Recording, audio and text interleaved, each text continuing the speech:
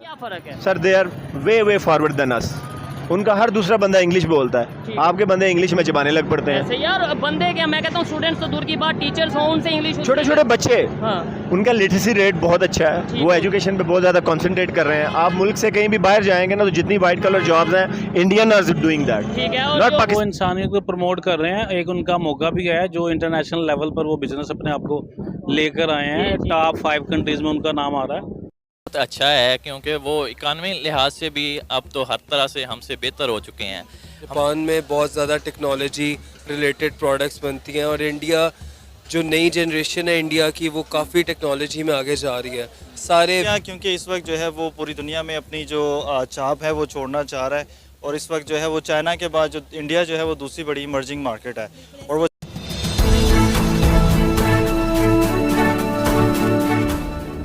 Hello friends, counter news में आपका स्वागत है दोस्तों। 70.6 तीव्रता के साथ आया भूकंप, जिससे जापान में लगभग 75 टाइम धरती में कंपन महसूस की गई। स्थिति इतनी गंभीर थी कि जमीन में दरारें आ गई और प्रशासन ने सुनामी की चेतावनी जारी कर दी। जापानी पीएम कसीदा ने भी लोगों से अपील कर दी कि वो समुद्री तट के इलाकों को खाली कर दें और सुरक्षित जगह पर चले जाएं। आपको यहाँ बता दूं कि शिकावा, निगाता और कई इलाकों में बिजली गायब रही, जिससे करीब 30,000 लोग प्रभावित हुए। जापान में आए इस विनाशकारी भूकंप के जवाब में जापान में स्थित भारतीय दूतावास ने प्रभावित लोगों की सहायता के लिए आपातकालीन नियंत्रण कक्ष स्थापित किया है और संकट के इस घड़ी में भारत ने मदद के लिए एक फ़ोन नंबर भारतीय दूतावास ने अपने एक्स हैंडल पर जारी कर दिया। पाकिस्तानी मीडिया ये चर्चा कर रहा है कि भारत ने सबसे पहले इस मुश्किल समय में अपने दरवाजे खोल दिए। तो आइए सुनते हैं पाकिस्तानी मीडिया की चर्चा। जुबैर भट्ट, क्या करते हैं आप? एडवोकेट हूँ। ज़बरदस्त सर, जापान में बड़ा हैवी किस्म का अर्थक्वेक आया है। हमसाया मुल्क, पहला मुल्क है, पहली कंट्री है जिसने ये अनाउंस किया है कि वो हर लिहाज से जापान की मदद करेंगे। क्या कहना चाहेंगे आप इंडिया के इस इकदाम पर? अच्छा है, मैं उनको अप्रिशिएट करता हूँ इसके लिए कि बड़ा अच्छा उनका इक़दाम है। सर, ये जापान पहला मुल्क नहीं है। हमने इससे पहले तुर्की में देखा कि जब तुर्की में अर्थक्वेक आया, बड़े बड़े लेवल पर जो है नुकसान हुआ, तो इंडिया की आर्मी वहाँ पर पहुँच गई और इंडिया ने तब भी हर लिहाज से उनकी मदद की और इवन के मिशन दोस्ती जो है वो तुर्की के लिए लॉन्च किया और हर तरह की इमदाद से उन्हें नवाजा। हमने देखा है कि जब भी किसी कंट्री पर बुरा वक्त आता है तो इंडिया सबसे पहले आगे बढ़ चढ़ कर उस कंट्री की मदद करता है। ये नहीं देखता कि उनका ताल्लुक़ किस मज़हब से है, कैसा मुल्क है। आप देख लें, तुर्की देख लें, जापान देख लें, इसके अलावा बांग्लादेश देख लें, अफ़गानिस्तान देख लें। क्या वजह है इसकी कि इंडिया हमेशा सबसे आगे आगे क्यों होता है? उन्होंने मज़हब को एक साइड पे रखा हुआ है। इंसानियत उनके लिए ना सबसे बेहतर इंसानियत है। वो इंसानियत को लेके चलते हैं, इसलिए जो है ना वो इंसान की कदर करके तो उन्होंने किया है। और तरक्की याफ्ता मुल्कों का यही है, होता है कि वो इंसानियत को देखते हैं, मज़हब को एक साइड पे रख के। क्योंकि हम जन्नत में जाएंगे, लेकिन मादरस के साथ हमारा ऐसा कोई जो है ना काम नहीं है। हम इंसान को इंसान नहीं समझते बैठे हुए हैं। आपने कहा कि इंडिया जो है वो मज़हब का भेदभाव नहीं करता, इंसानियत की कदर करता है, तो फिर हमने मज़हब की बुनियाद पर इंडिया से दुश्मनी क्यों पाल रखी है? वो भी खुद साख्ता। वो बिल्कुल, वो तो है ना, वो तो है, वो एक चीज़ अलहदा है। वो हम में और अपने उनके लिए अलहदा अलहदा है। हम ये इस्लाम के नाम पे हमने रियासत तो बना ली है, लेकिन इस्लाम हम वो नाफिज करना उस तरह से वो ना हमें जो है वो हम नहीं कर पा रहे इधर से। अब आपको पता है कि आपने बोला कि नरेंद्र मोदी जो है वो एंटी इस्लाम और एंटी पाकिस्तान थे, इसलिए उनका चुनाव किया गया। आज इंडिया में रहने वाली मुसलमान ख़वातीन खुल्लम खुल्ला ये कह रहे हैं कि मोदी जो है वो हमारे भाईजान हैं और हम नरेंद्र मोदी को खुलेआम जो है सपोर्ट कर रही हैं। ये वहाँ पर रहने वाली मुस्लिम ख़वातीन का जो है बयान है, जिस पर हमने कल ही वीडियो रिकॉर्ड की है। हो सकता है अब उनके वो जो है हुकूमत में आने के बाद हालात चेंज हो गए हों, लेकिन पहले जो है ना वो यही था, उसका यही था मौक़िफ़ के एंटी जो है ना वो पाकिस्तानी था, तो इसलिए ही। आपको याद होगा कि जब पाकिस्तान में सिंध साइड पर बड़ा हैवी किस्म का सैलाब आया था तो तुर्की ने हमारे लिए मदद भेजी थी और जब तुर्की में ज़लज़ला आया तो हमने तुर्की की वही इमदाद तुर्की को वापस भेज दी। पूरे सोशल मीडिया पर हमारा तमाशा बन के रह गया, पूरी दुनिया ने हम पे थू थू की कि आपने वो ये देखें ना, हम किसी की मदद तब कर सकते हैं अगर हमारा अपना घर, अपने मुल्क के लोग ये खुशहाल होंगे ना। ये अगर तो कोई एक्स्ट्रा चीज़ होगी हमने मदद तो फिर हम किसी को देंगे ना। हम अपने एक किसी घर की मिसाल ले लें, अगर एक बंदे का पेट फुल है ना तो तब वो दूसरे बंदे को देगा। एक घर में सारा कुछ अगर वो हो रहा है ना सब कुछ, तब वो हमसाये को दे रहा है। अगर वगैरह में ये अर्थक्वेक वगैरह में जब ये दूसरे मुल्कों से हमें इमदाद आती थी हैं, तो आपने देखा होगा, सुना होगा कि ये जो सियासतदान थे ये वो कहते थे कि हमें दें, हम जो है ना आगे जो जाके अपने वर्कर को देंगे, वो उनको मेरा नाम जैगम है। क्या करते हैं सर आप? मैं बिज़नेस करता हूँ, ऑनलाइन ज्वेलरी का बिज़नेस करता हूँ मैं। ज़बरदस्त सर, नए साल के आगाज़ में ये एक बहुत बड़ी और बहुत बुरी खबर सामने आई है। जापान में जो है बड़ा हैवी किस्म का अर्थक्वेक आया है, जिसके नतीजे में काफ़ी जानी और माली नुकसान हो गया है। इंडिया वो पहली कंट्री है जिसने बोला है कि हम जो है जापान की हर लिहाज से मदद करेंगे। इवन कि जापान में मौजूद इंडियन एम्बेसी भी जो है काफ़ी एक्टिव हो गई है वहाँ पे मौजूद और लोगों की मदद करने के लिए। क्या कहेंगे आप इस पर?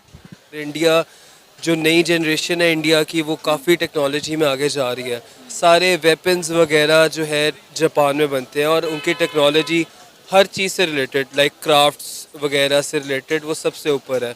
तो ऑब्वियसली इंडिया अगर उसको फाइनेंशियली सपोर्ट करता है तो वो उसको अपनी अलाइंस क्रिएट कर लेगा और कल को जब भी कोई उनको ज़रूरत होगी तो जापान भी उनकी साथ मदद करेगा इंडिया की। कुछ दिन पहले आपको याद होगा, कुछ अर्सा पहले तुर्की में भी बड़ा बुरा किस्म का ज़लज़ला आया था, तो इंडियन आर्मी वहाँ पर पहुँच गई थी मदद करने के लिए। तो आपको लगता है कि क्या तुर्की से भी इंडिया को कुछ अपने मफादात थे जिन्होंने वहाँ पर अपनी आर्मी भिजवाई और हर लिहाज से तुर्की की मदद की? देखें, जब भी किसी में बुरा टाइम आता है तो जो भी इंटरनेशनली कोई किसी को सपोर्ट करता है तो वो सिर्फ अपने मफाद के लिए करता है। इतने इंटरनेशनल स्टेजेस पे इंसानियत नहीं होती कि हम वैसे ही हेल्प कर रहे हैं, उसके पीछे बैक एंड पे उनको अपनी भी ज़रूरत होती है।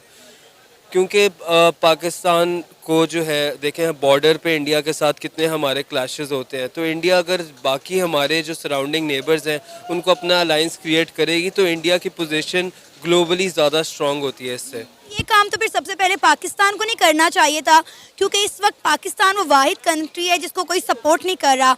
तो जब तुर्की में अर्थक्वेक आया तब पाकिस्तान के प्राइम मिनिस्टर को वहाँ जाने से रोक दिया गया कि भाई आप अभी यहाँ पर ना आएँ, हम इस वक्त इस सूरत हाल में नहीं है कि आपको प्रोटोकॉल दे सकें, हम लोग अपने मसलों में फंसे हुए हैं। जबकि इंडियन आर्मी वहाँ पर पहुँची और इंडिया ने मिशन दोस्ती लॉन्च किया तुर्की के लिए। हमने देखा है कि जब भी किसी कंट्री में बुरा वक्त आया है, चाहे वो तुर्की हो, जापान हो, अफ़गानिस्तान हो, बांग्लादेश हो या फिर श्रीलंका हो, इंडिया हर लिहाज से उन्हें सपोर्ट करता है। अगर आप कह रहे हैं कि इंडिया अपना मतलब और अपना मफाद देख रहा है, इतने बड़े लेवल पर सिर्फ अपने मफाद को देखा जाता है, इंसानियत को नहीं, तो फिर मेरा ख्याल है सबसे पहले पाकिस्तान को हर उस मुल्क में पहुंचना चाहिए जहां पर बुरा वक्त आता है, ताकि पाकिस्तान जो है अपने साथ लोगों को स्टैंड बाय कर सके। क्योंकि इस वक्त पाकिस्तान आइसोलेट हुआ है, पाकिस्तान को दूसरे मुल्कों की ज़रूरत है, इंडिया को दूसरे मुल्कों की ज़रूरत नहीं है।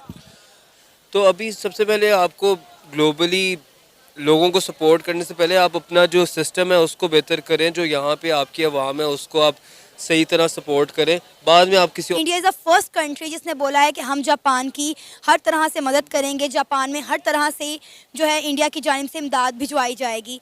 क्या कहेंगे इंडिया किस इकदाम पर?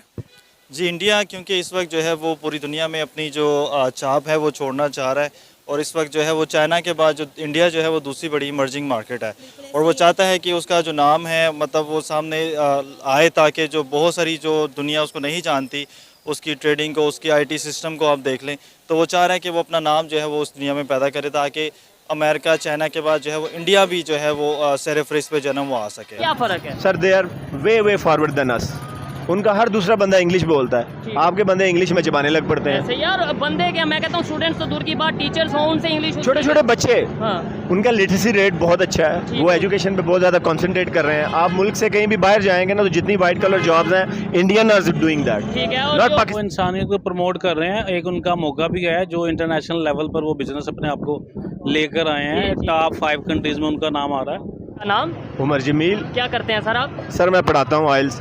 ज़बर की तरफ से ऑफ़र की गई है, उन्होंने प्रॉपर ये उनके प्राइम मिनिस्टर ने ट्वीट किया कि हमें बड़ा दुख है और हम हर किस्म की हेल्प के लिए, मतलब चाहे वो फाइनेंशियल हेल्प हो या फिर टीम भेजिए, मेडिकल या डॉक्टर वगैरह की टीम, हम हेल्प करने के लिए तैयार हैं। तुर्की में अर्थक्वेक आया आज से कुछ माह पहले, तब इंडिया ने बड़ी हेल्प की, आप भी वो हेल्प करने को रेडी हैं। क्या कहेंगे, इंडिया पूरी दुनिया के साथ, चाहे इस्लामिक कंट्री है या ये इस्लाम मुसलमान मजहब का कंसेप्ट साइड पे रख के इंसानियत के तौर पे हेल्प कर रहा है? जी बिल्कुल कर रहा है सर, वो हिंदू होके आगे लगे हुए ठीक हैं है। और हमारे मुसलमान भाई हैं और हम कुछ नहीं कर पा रहे। We are not doing anything for themselves और not even for our own Pakistanis भाई। हम इनके लिए कुछ कर रहे हैं? ऐसे ही है। हम इनके लिए कुछ नहीं कर रहे तो किसी के लिए क्या करेंगे मेरा भाई? ये भी ये बहुत बड़ी बात है। और हमारे यहाँ पे जो कंसेप्ट दिया जाता है कि वो जो हिंदू हैं या इंडिया है, खास तौर पे उनके जो प्राइम मिनिस्टर हैं वो तो मुसलमानों पे जुल्म और ये तो वो, लेकिन पे हमारे हुक्मरानों को शर्म आनी चाहिए ठीक है फर्स्ट ऑफ ऑल कि लुक, जिन लोगों का नहीं भी बनता वो आगे हेल्प कर रहे ऐसे ही हैं है। और हम मुसलमान होते हुए कुछ भी नहीं कर रहे। ठीक वी आर है। जस्ट टॉकिंग, बोल रहे हैं बस। बोल रहे तो हैं बोलने से तो कुछ नहीं होने वाला।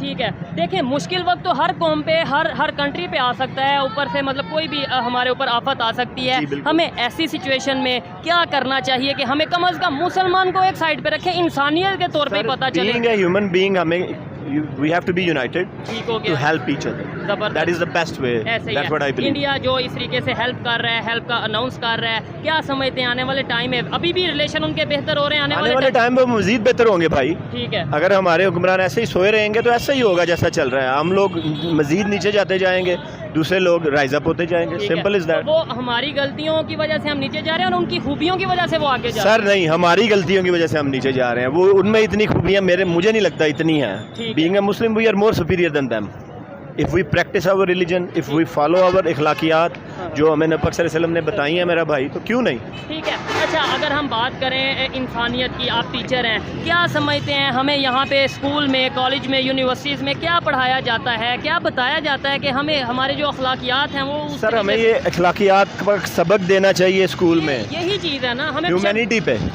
ह्यूमैनिटी पे देना चाहिए हमें सबक। हमें बच्चों को सिखाना चाहिए कि जब कोई भी इंसान मुश्किल में हो तो how to help, you know. यही बट हम ये लोग कर नहीं रहे हैं ना। आप लोग आवाज़ उठाएं इसके लिए, कौम आवाज़ उठाए, तो क्यों नहीं भाई? ऐसे ही है। We can be the best nation in the world. बिल्कुल ऐसे ही है। देखें, सबसे पहले हम अपने अंदर यूनिटी लेके आए जी, और जो बिल्कुल। अपने अखलाकियात हैं, मॉरल वैल्यूज़ हैं, एथिक्स तो हैं, उन्हें दोस्तों, बेहतर देश करें। दुनिया की खबर से अपडेट रहने के लिए हमारे चैनल को लाइक करें, सब्सक्राइब करें और नोटिफिकेशन के लिए बेल आइकन दबाना ना भूलें।